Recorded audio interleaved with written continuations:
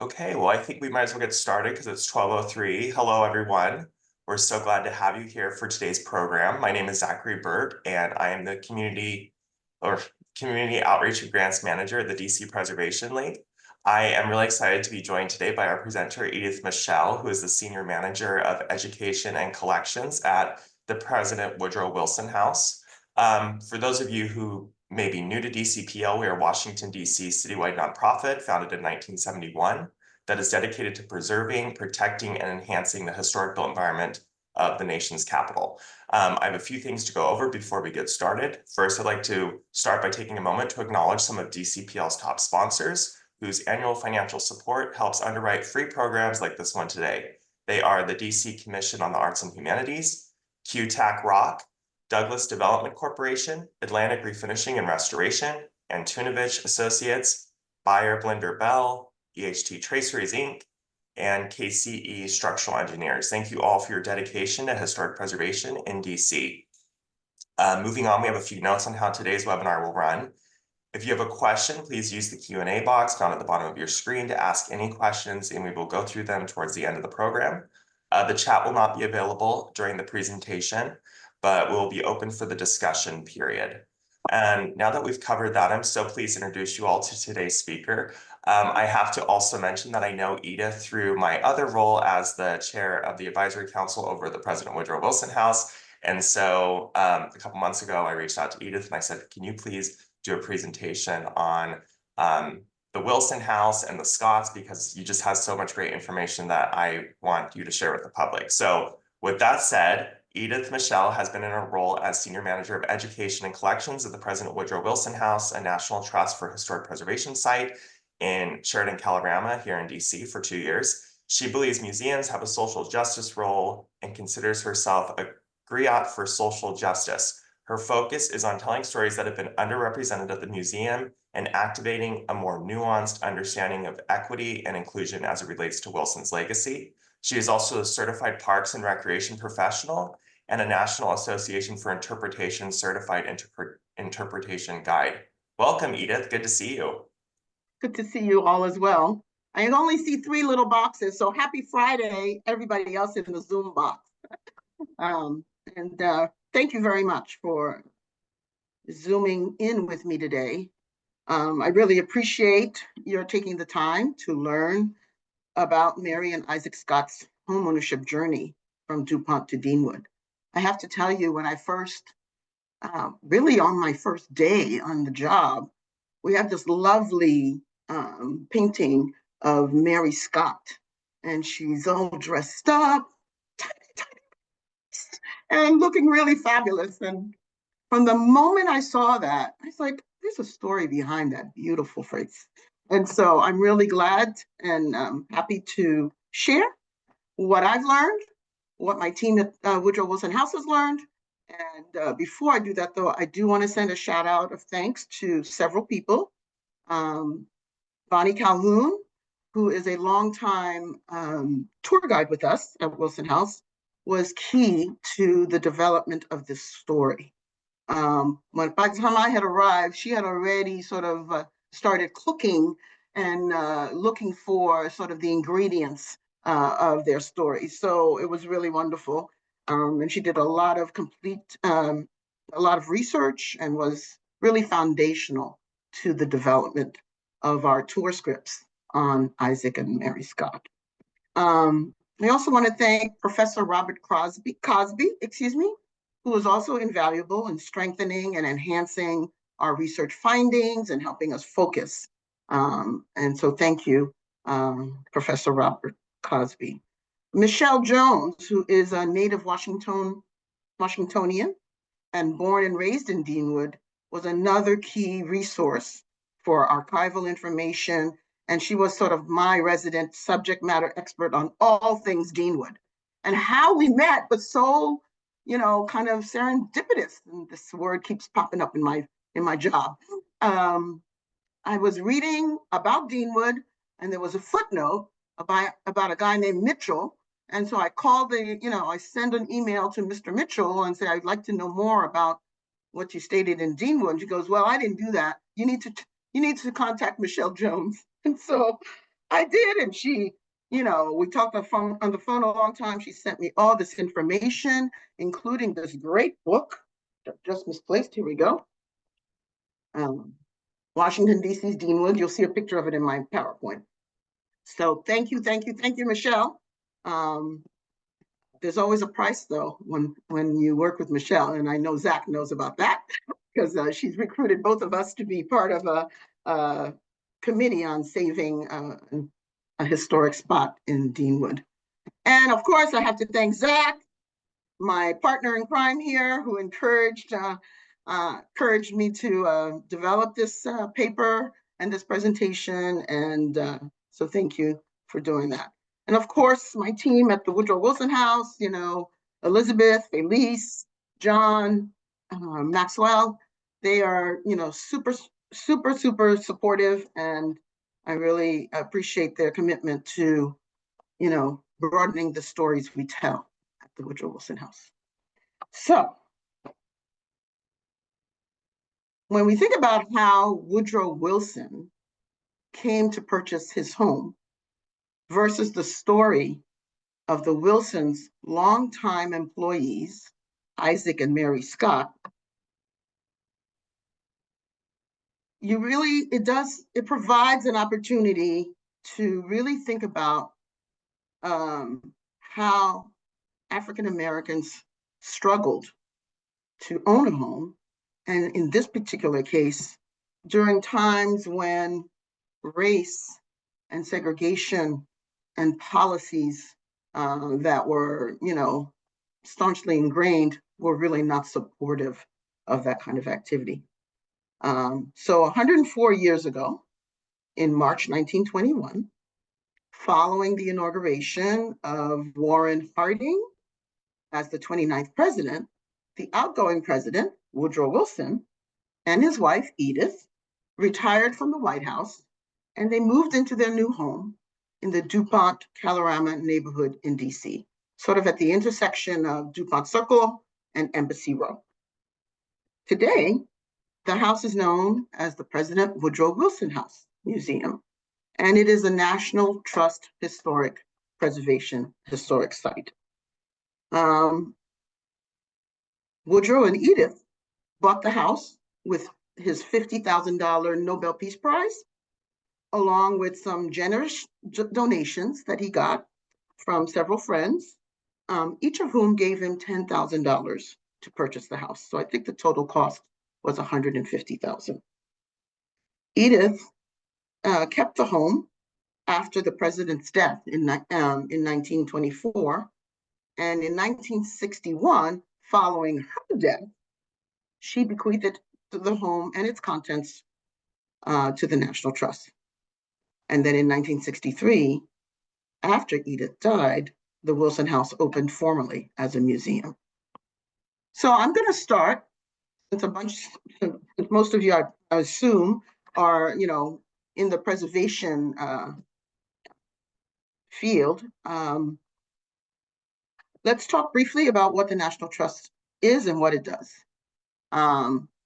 The National Trust is our parent organization of the President Woodrow Wilson House. It's an organization whose purpose is to receive donations of sites, buildings, and objects in American history and culture, and to preserve and administer them for the public benefit. And we've been around for more than 75 years, or I guess maybe this is our 76th, or we're celebrating our 75th.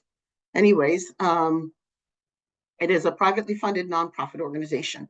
There are 27 historic sites that make up the National Trust portfolio.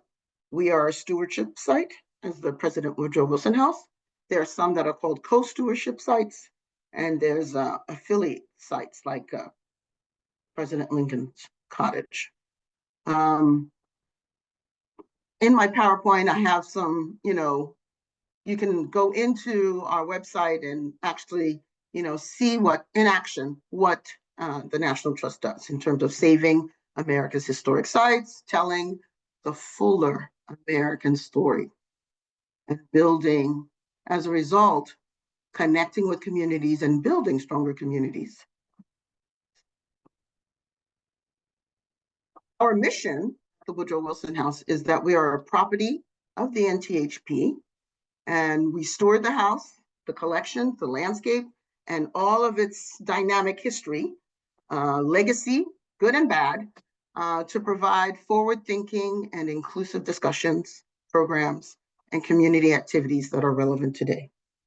And our vision is to use the backdrop of a historic house museum that's in the heart of Washington to serve as a community resource, a hub for dialogue that explores current social, racial, political, and economic issues through the lens of history, primarily through the lens and legacy of Woodrow's legacy and connecting sort of our current situation. This is what the house looks like. When you come in, on the second floor, this is Woodrow Wilson's library.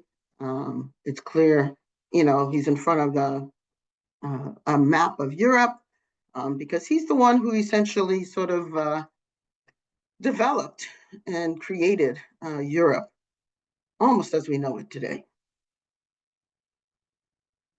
The Wilson House sits on the land of the Anacostans, and it was the home for he and Edith for many, many years. Edith much longer than Woodrow Wilson.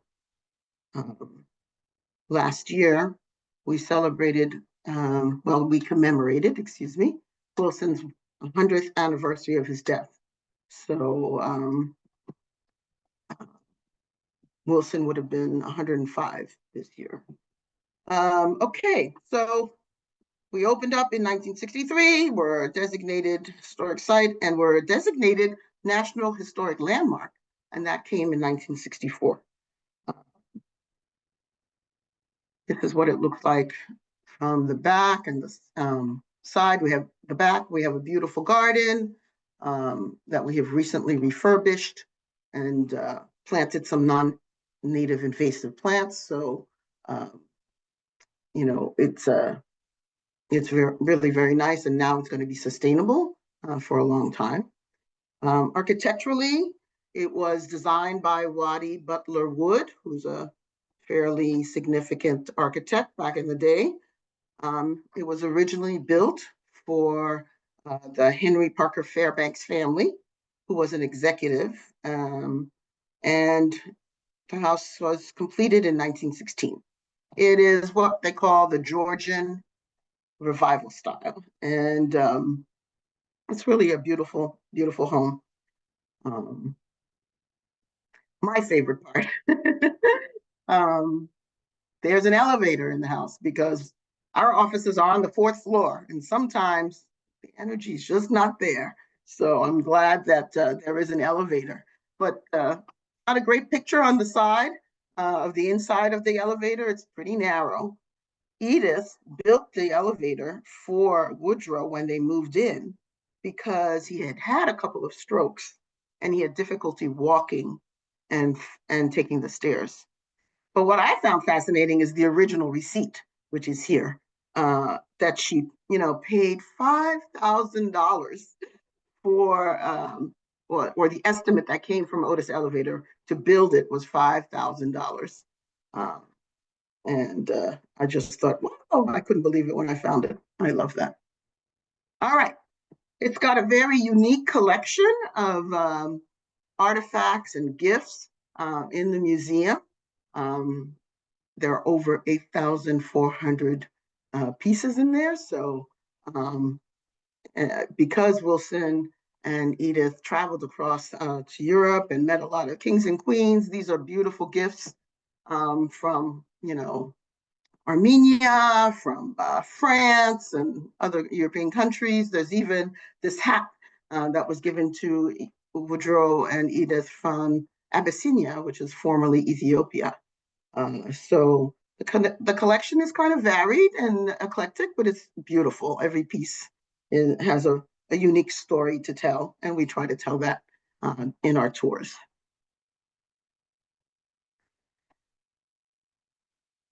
A big challenge that we are facing right now, currently, is the fact that the house is over 100 years old. And so we have quite a few preservation challenges currently, and it's really, it's a challenge because we don't have any modern heating system that's operational. We don't have a modern AC system. And we have a big price tag to make those repairs and to make those renovations. So go to our donor page. If you feel like supporting us, that would be wonderful. Talked about the garden already. What was fun about the garden was we enlisted and worked with the DC Master Gardener Program. And so it's volunteers who have to plant over 200 plants. So it was really a nice community builder, and I can't wait for the spring. Maybe today even I might be popping up some of the flowers. So Edith Wilson was very engaged with the Girl Scouts, and she became sort of the ambassador of the Girl Scouts. And so we continue that tradition, and we work with Girl Scouts throughout the year. I believe last year we hosted over 150 Girl Scouts. And, we do their badging activities, which, helps us, impart information about civics, democracy, all kinds of things. So a really great program. And of course, like, all the historic sites, we do contribute very handedly to the economic engine of of Washington, D.C. And some of the stats here, we have conducted over 860 general tours. We have people who visit from all across the DMV as well as, internationally. And so it's a well sought out place. My role in my primary role in supporting the Woodrow Wilson House is in creating programs that have sort of a social justice bent. So that's why I call myself a social justice griot. And I'm also from Haiti. And so my inaugural event was about the Haitian occupation. And people often ask me, why the Haitian occupation? Well, because it was in the House. It's Woodrow Wilson who authorized the Marines to invade and take over Haiti for almost 20 years. While he didn't, see it through, but he is the one who authorized it. During the COVID pandemic, we actually opened our garden outside and had an exhibit about the suffrage movement, celebrating its anniversary. And one of the young ladies who came to visit the exhibit actually was so inspired by what we did that she came and said, I've written a play, a musical about this, and I'd like to perform it in at the Wilson House. And so she premiered her show at our facility. And a more recent presentation was the documentary of the Black Rosies.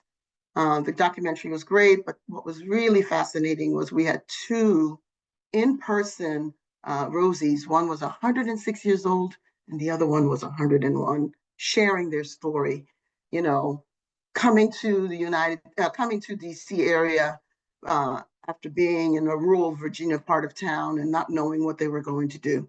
But these women served and provided support to World War II. So it was a very emotional.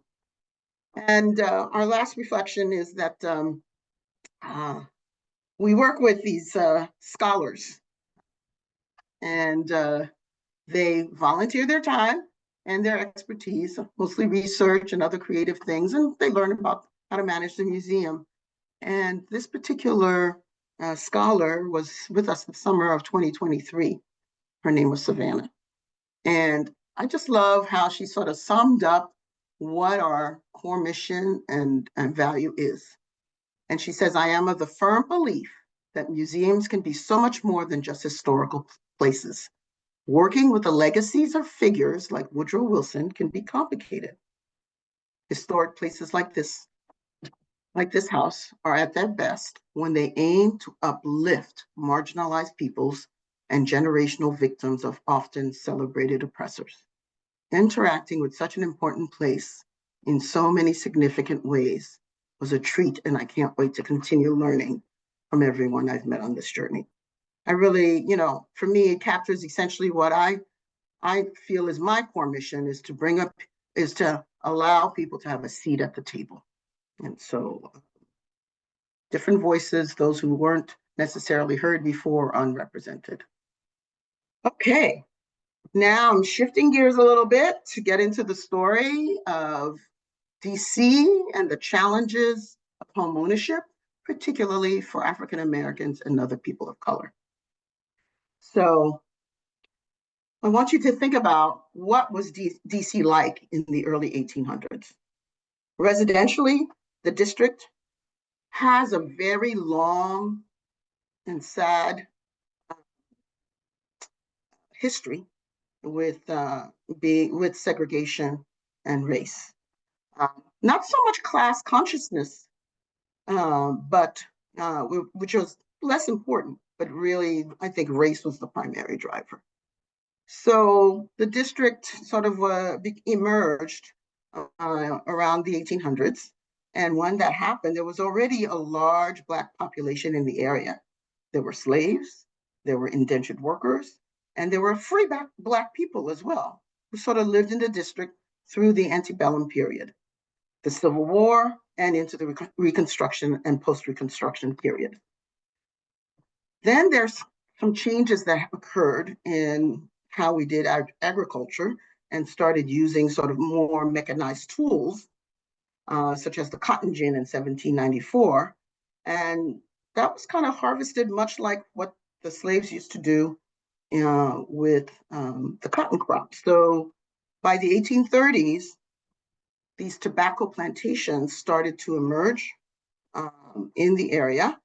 And there was, increasingly a lot of free slave labor available to, work those plantations in the district in Maryland and Virginia.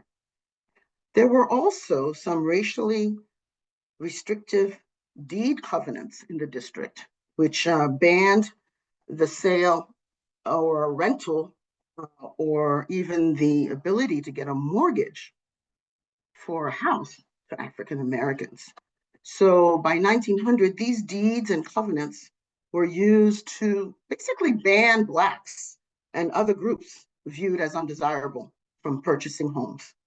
And so while these racial covenants were applied to other groups, most commonly Jews who were in the district, they really always listed Black people at the top of the list of the groups that must be excluded. And these deed and housing covenants came into very wide use, not just in DC, across the nation, particularly in the South and the Midwest. The Supreme Court ruled that these deed covenants were unenforceable in 1948, but they still exist in many parts of the US. And so prior to the advent of zoning in the district in 1920, these covenants really served to regulate land use more than anything else.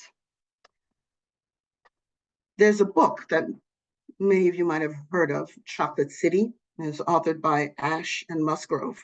And in their book, they suggest that race is the most significant explanation for social, economic, and political divisions in the city.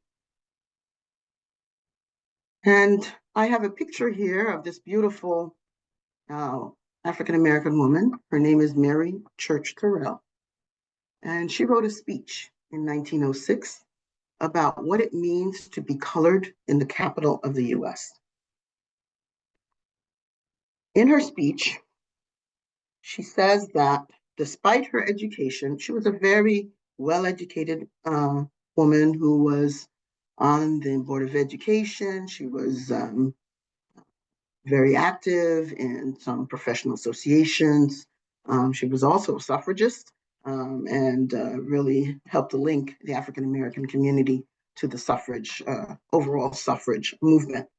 But despite her educational wealth, and despite that her husband was also very well educated and fairly wealthy, they could not buy housing. They were denied housing when they attempted to move into any of the areas where there were only whites, for example, the LeDroit Park. So she decided to speak against these barriers. And on October 10th, this is a part of her speech that I felt really resonated with me. For 15 years, I have resided in Washington.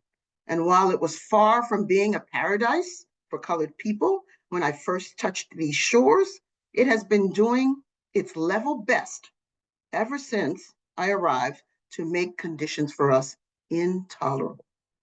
As a colored woman, I might enter Washington any night, a stranger in a strange land, and walk miles without finding a place to lay my head. Unless I happen to know colored people who live here or ran across a chance acquaintance who could recommend a colored boarding place for me, I would be obliged to spend the entire night wandering about. Indians, Chinamen, Filipinos, and Japanese, and other representatives of a dark race can find hotel accommodations if they can pay for them. But the colored man alone, he's out there and can't, and is treated like a leper. And it was amazing, to know that a woman of her caliber would speak so brutally honest about her experience. So she worked very hard and spoke against systematic barriers in housing, education, and government, which is some of the challenges that Isaac and Mary Scott also faced.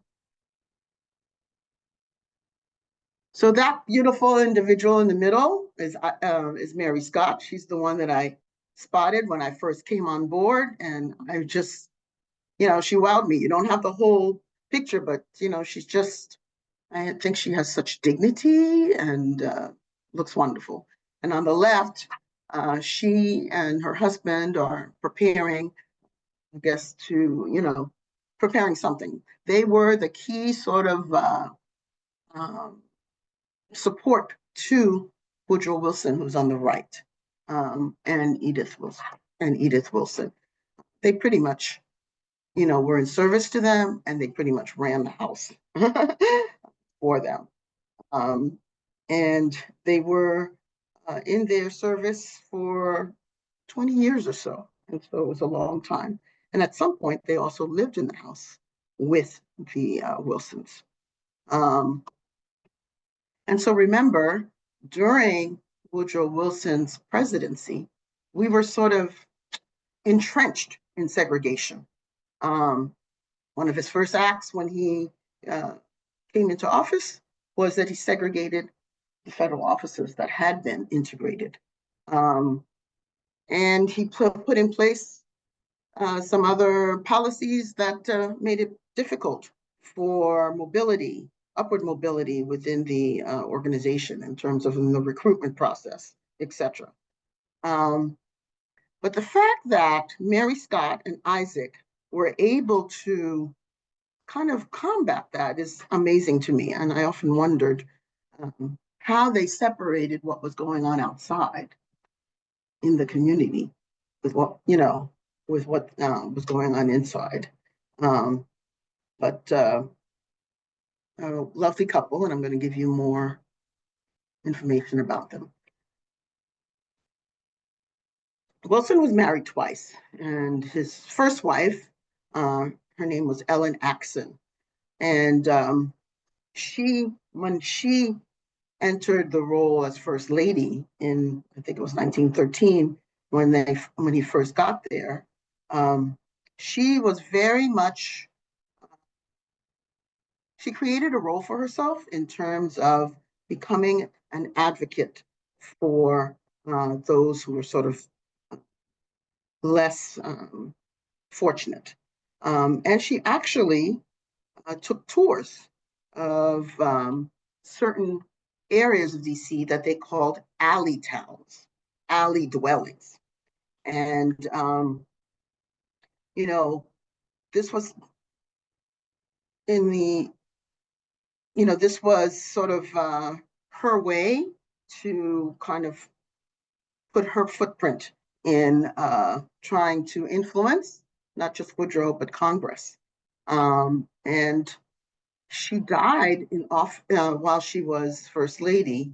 And even at her deathbed, she apparently made a request to Woodrow Wilson that he eradicate all the alley dwellings. So back to Isaac and his family. Isaac's family story in Washington began in the 1850s. He was a descendant from a free Black family that had moved to DC from nearby King George County, Virginia in the 1850s. And the matriarch of his family, Polly Scott, and her 3 grown children, they started out in one of DC's notorious alley dwellings. And that's why it's important to note that this was happening during Wilson's tenure as president. So the 1850s, and here it's 1913, and we still have these alley dwellings. And what is an alley dwelling? It looks pretty on the left. It looks fairly sort of desolate. It's not a very inviting sort of community. Literally, it's in the alley. And in these alleys, there wasn't very good sanitation, water, and it wasn't always a pleasant place to be, and it wasn't always a safe place to be either. They were basically 1 and 2 room shacks that sort of grew and grew in the district after the Civil War, because there were a lot of housing shortages and lots of people were migrating to DC. There are some statistics that say that in 1880, there were over 200 alleys that existed, and they were housing over 10,000 people. So that's a fairly crowded and congested sort of environment to be in. And 87% of that, of the 10,000 people were Black. And so Ellen Axson worked hard to, encourage Congress to enact something, and they did finally do something called the Alley Dwelling Act of 1934, and that was the intent was to sort of limit those and clean them up and provide more sanitary and more favorable housing for Black folks. But some of the things that Ellen Axson sort of noticed was that, there was no sewage system. It was really very unsanitary.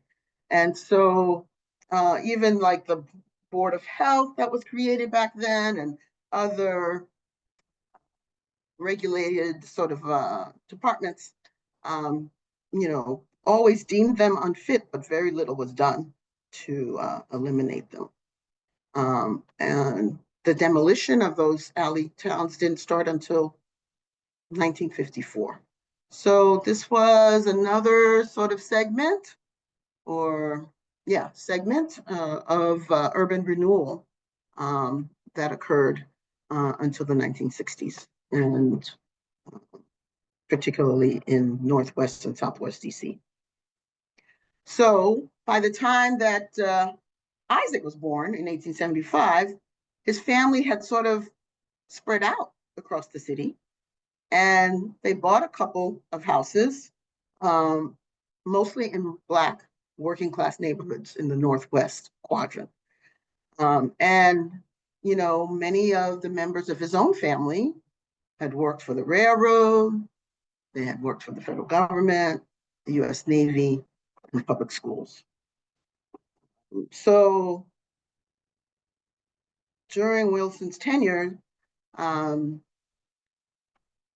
the Blacks that were in OPM, Office of Personnel Management, who had sort of made a career out of things, were sometimes demoted, and it became increasingly difficult for many of them to maintain and hold on to their housing.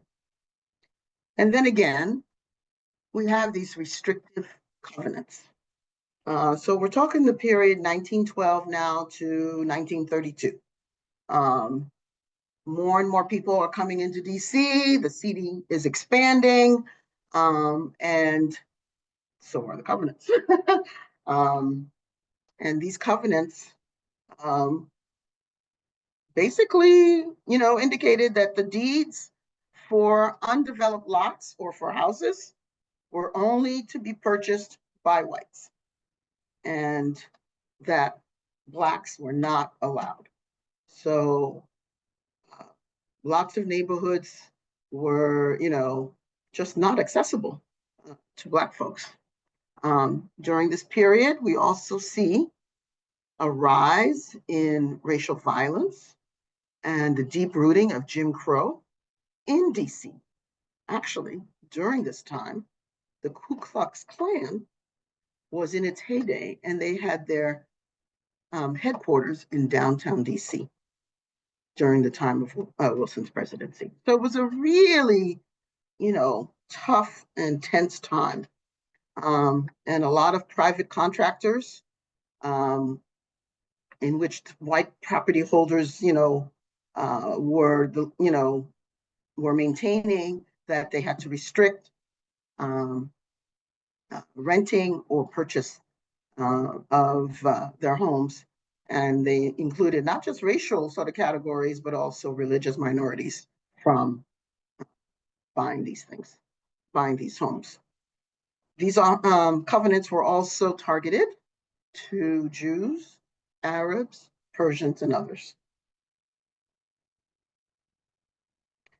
Isaac, meanwhile, he was employed by the high-end Galt Brothers jewelers downtown as a packer and then a porter. He worked there for 20 years. And it was owned by the family of Edith Wilson's first husband, Norman Galt. And so Edith Wilson was basically Isaac's boss for many years. When she became the wife, the second wife of Woodrow Wilson, she brought him along, and he worked right alongside her. And so he and his wife moved in around 1921. And this is his registration card, actually. We think this was for the draft, but we're still doing research on that. This is Isaac's registration card. This is what the house looked like when they moved in 1921. And I don't think the black and white picture does it justice, but you can get a sense of what it was like. Still a very stately looking house. And Mary and Isaac together joined the staff at the Wilson's home. And our house is on S Street in Northwest. And they were basically domestic workers. And they lived there at times as well on the 4th floor, which we now use as our offices. And they really were basically indispensable. Then in August 1931, this is a pivotal moment for the Scott's family. They, after years of working for the Wilsons, they saved their money and they achieved sort of what every American wants to achieve: purchase of a home. And they bought a house at 4434 Hunt Place, Northeast, which is nestled in a historic community called Deanwood. As you can see, their home was crafted by a nice brick house, and it was crafted by the skilled hands of 2 African-American brothers who were architects, Jacob and Randolph Dodd. They saved enough money And you want to know how much they made? They together made about $33,000 a year in today's sort of money dollars. And to buy this brick house for $4,000 at that time, which is now about $82,000, is really an accomplishment. And, you know, they came into a community where their neighbors were architects, doctors. So the Deanwood community was this emerging hub for, working and middle class, middle class Blacks who were doing well.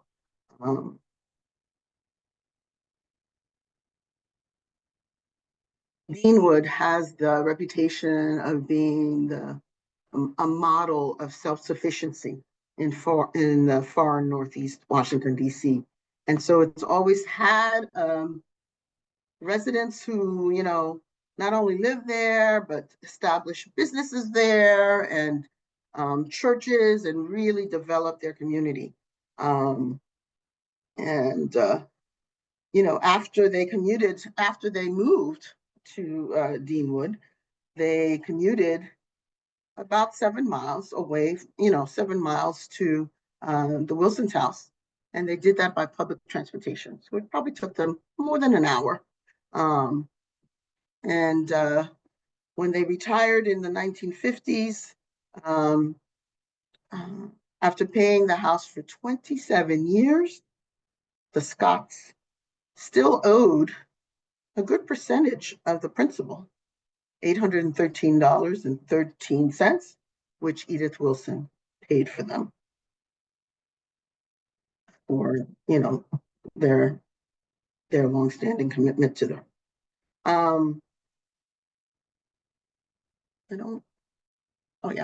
Sorry.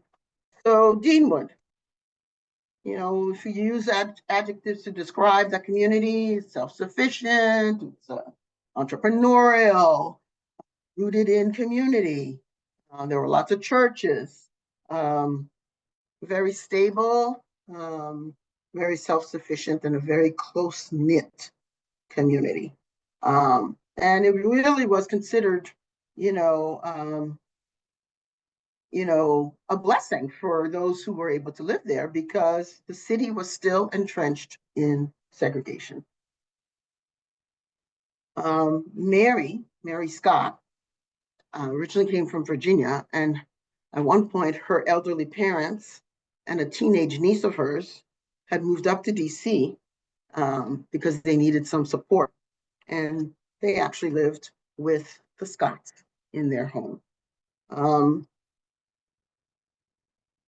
And this community where they landed in Deanwood was really quite different from where Isaac's earlier cousins, had settled, because it was a predominantly Black enclave. It was near the Anacostia River in the northeast quadrant of the city, and not too far from Maryland, in what is now known as Prince George's County. I should really include a map. So next time I will include a map to show you where Deanwood is.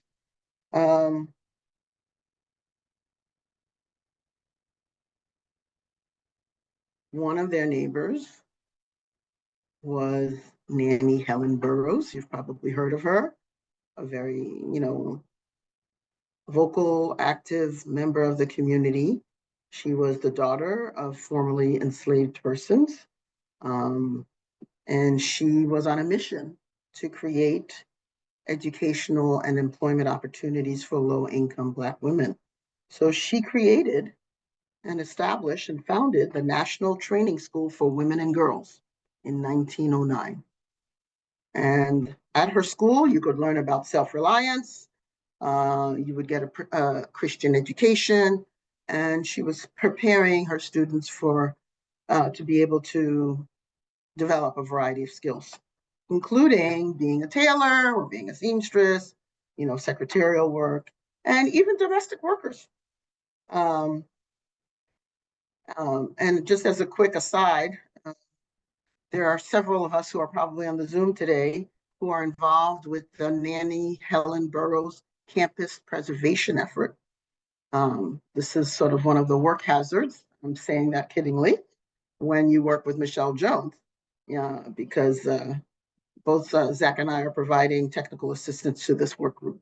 They're working towards trying to convince the city to support the preservation of this school and other areas within Deanwood. In Deanwood, we had also at the time the only entertainment area for Blacks that was also segregated. And it was the only major amusement park in the district. It was called Suburban Gardens. So in this picture, you see it's operated in from 1921 into the 1940s. And it was where people, gathered together with their families and met, friends. There was a Ferris wheel, there were amusement rides, and they had musical performances from folks like Duke Ellington and Cab Calloway and other bands. So it was the place to be.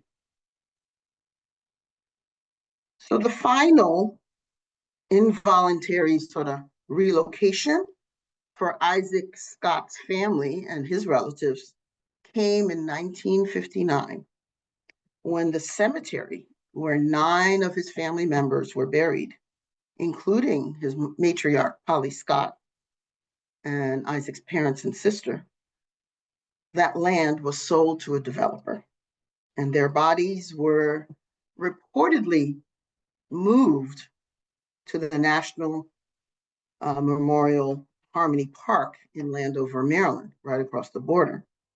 But there aren't any headstones to verify that.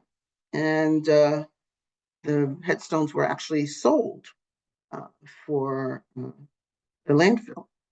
And so no one knows really the location of their Landover graves or where his ancestors are.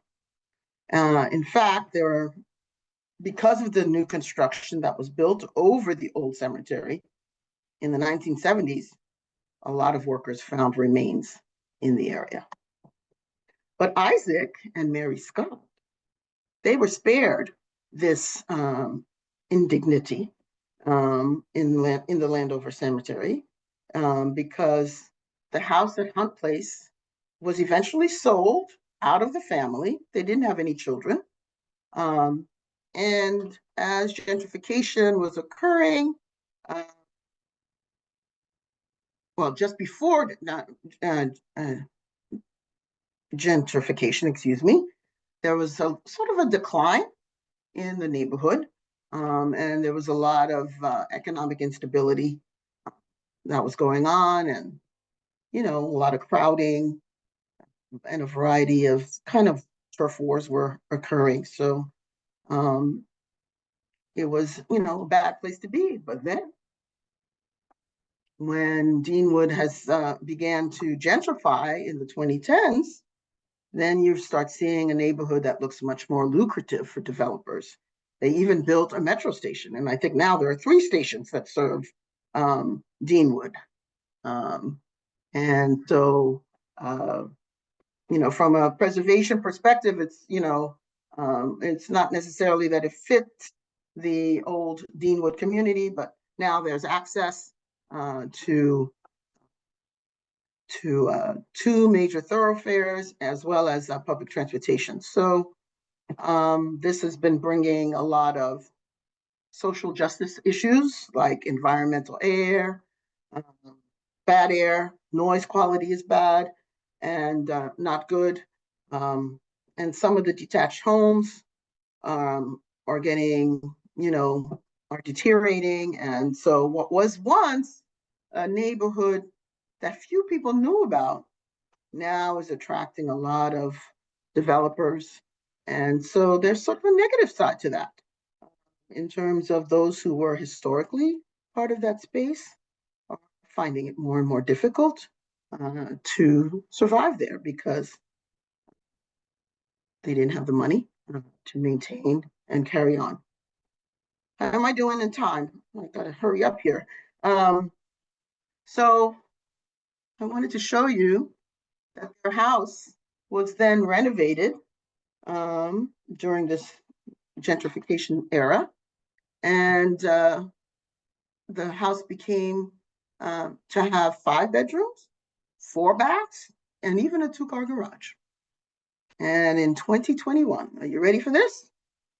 This new house, newly refurbished house, sold for $657,000, which was above the median asking price of $595,000 in 2025.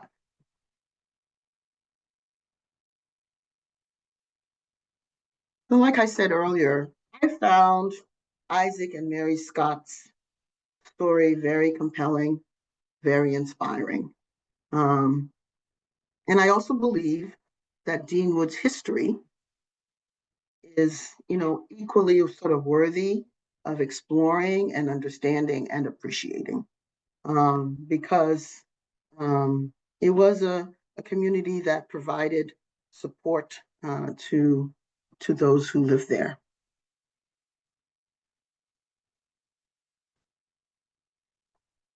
So as I reflect on sort of our, journey and what we've learned and how we now integrate their story into our tours, I really think that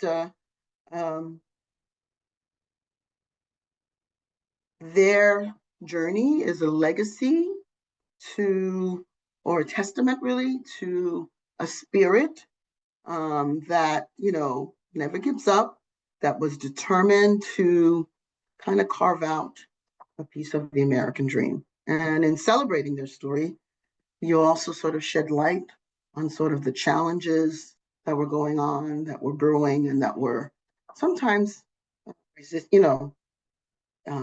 counter to what they wanted to do. So we are going to be exploring with this group that we're in on Nanny Burroughs, as well as at the Woodrow Wilson House, the dynamics of gentrification within the context of how is it supporting or not supporting current intergenerational community trauma and intergenerational needs. It's very sad. Professor Cosby has some statistics that indicate a very small percentage of the generations of Black families that used to live in Deanwood are still there and can still afford to be there, which is very sad. So we're hoping to elevate that focus at the citywide level to planners, to those who are making decisions about where money should be spent and how to implement economic development, urban renewal in these spaces. Thank you. Yeah, thank you, I met Edith. the assignment. Yeah, no, I learned a lot. I didn't realize that Edith Wilson had known him from Gold Jewelers. Is that what you said? Yeah, I didn't realize that was the initial connection. So that was interesting. A couple questions just generally about like the timeline. So the Scotts started working for the Wilsons at the house in Calorama, you said in 1921. Yes. Correct. So as soon as they moved out of the White House, and then obviously we know Woodrow Wilson, he passed away within a couple of years. How long did you say the Scotts worked for Edith? Another 20 years, I think it was, Oh, until, wow. Okay. well, they bought their house in 1931, Okay. but they still continued to work for Edith. Okay. So they were living in the house on S Street until the early 1930s. Mm-hmm. Okay. And then they were commuting across town, basically. Right. Okay. Very interesting. And then another question too, how does the Wilson house, it almost seems like there's kind of like these dueling narratives, right? There's like the Wilson history, as in like President Wilson and First Lady Edith, and there's obviously some very controversial, unfortunate history related to his legacy. You even mentioned the Haiti incident is just one of many. And then mhm. there's like the story of the Scots. And like, how do you see as like telling these two narratives that really can be at odds with each other? I think it's really fascinating for a historic house museum. Well, I think that's one of our charges is to sort of provide a more transparent sort of look at things. Um, I think we don't just celebrate the president just because he was a president. We have to be, very truthful about what the impact was. And we also have to understand who he was. He was raised in the South at a very different time. And, he wasn't a politician either. He was an educator. And this role for him, I think, challenged him in so many ways. Um, and so I think it's important to share a very balanced view of who he was and what the impact was of some of these legacies. Just like I mentioned here, because these covenants were so ingrained, because redlining was part of the DC, environment. And even though Ellen wanted to remove, these challenging communities, it didn't happen overnight, and it took a long time. And so I just think we need to share those stories to really understand how DC is still evolving, and to maybe help us think about as we evolve into more, urban setting. Let's think about what happened before and think about how we can prevent that from happening again in Yeah. terms of. Yeah, I think that's really well said. And I think that's something that makes the Wilson House so unique is there's so many narratives and so many of these narratives have really shaped so many people's lives. Like it's a very influential figure for better or for worse. So there's a lot to unpack there, right? And a lot of different directions you can go with, which is always great for a historian like you. So kind of have an interesting question, but I'll just say it. Is it known if Edith was less racist than Woodrow Wilson, and that is why the Scots stayed? Do you have a little bit more background about, I guess, maybe their personal relationship with Edith Wilson? I thought about putting a quote. I'm still reading through her memoir. She, Mhm. definitely, you don't have these folks with you for 20, 30 years and not become attached in some way. So I Mhm. think her gesture of paying the balance on the mortgage says that. She also went to Isaac's funeral. Um, I think even though Edith was born and raised in the South, I think because she lived until 1961, her views probably changed, and she evolved into uh, I think a more democratic sort of viewpoint than she maybe first entered as first lady, and she mentored a lot of the first ladies after her, including Roosevelt and Jackie Kennedy. So I do think that the fondness that she felt for them was clearly there. Yeah. And That's interesting perspective. I hadn't thought about it like that because I know just from being associated with the Wilson House and talking to longtime connections to the home, like Carrie Fuller, who's on the advisory council and who is the great nephew of Edith. I know she was a hardcore Democrat. She was a card-carrying member of the Democratic Party, right? So I think to your point, she probably did evolve with the party to an extent, because as we all know, the Democratic Party changed rapidly between the 1910s and 20s. And by, 1964, you have a Democratic Party pushing the Civil Rights Act, right? Which would have been unthinkable, the mm-hmm, Democratic Party of the Wilson era, right? Which mm-hmm. had members of the Klan and Southern segregationists. Yeah, so that's very interesting. Mara Cherkasky, who's written a lot about restrictive covenants and a lot of research related to that, she just wanted to point out, she said, I don't think quote unquote notorious is a good descriptor for the alley community the Scots lived in near Thomas Circle. She wrote the history of the Scott family for Washington History, the magazine, along with Athena, Bunny Scott, and also run the Mapping Segregation website, which I mentioned. Whites may have seen it that way, but they saw many or all Black neighborhoods as slums. So Oh, I would like to, I hope she can send me the article. I think that would be great if you guys could connect. And I think a lot of her research, I just know because DC Preservation League has funded some of that research into restricted covenants. I think a lot of it would be relevant to the Wilson House and interpretation there. So one last question. Oh, yep. And I appreciate the earlier question about the timeline as well. Yeah. It was, I was trying to, I couldn't quite do it chronologically, but I also wanted to, as I'm talking about the restrictions, I also wanted to, kind of have the family, dynamics that were happening with his family. So I think that's a good addition, particularly if we do this again. So thank you, whoever. Yeah, for sure. Yeah, that was great feedback. And I know we're at 1:04. Just one last question.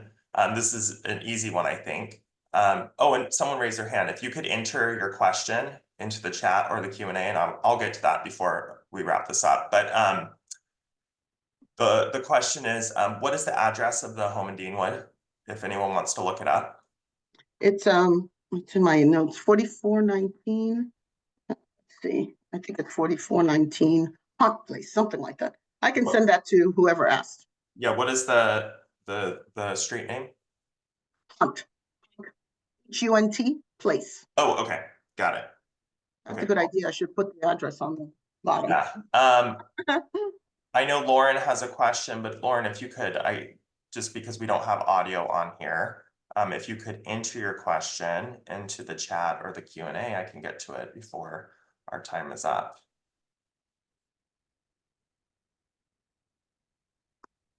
And I'll just add, just to give Lauren a minute, that Edith do you want to talk just a little bit about DC History Conference? I know you're still working out the details, but you're going to be presenting on this topic again in the near future.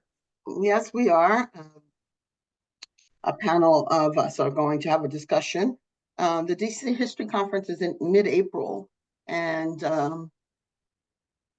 3 museum community members are going to talk about ways that they touch the community and how they, work with the community. And so we're going to feature a similar sort of presentation that, we use Isaac and Mary Scott's journey as a takeoff for getting to Deanwood and understanding where Deanwood is now and making the case for, zoning regs that are, cognizant of the fact that the community is suffering, those who are originally part of the community and the dynamics of that. And so we have 3 speakers, Michel Jones, who is a native Washingtonian from Deanwood, Robert Cosby, you, and myself. So we have 4 presenters.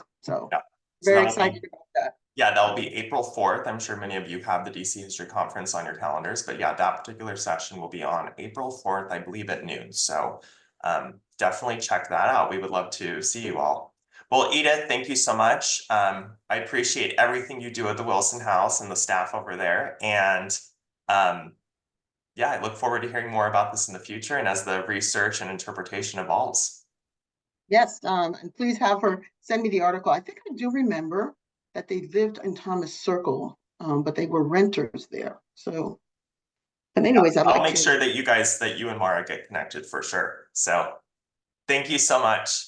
Thank you for inviting me. Have a great end of the day. Yeah, thank you, everyone.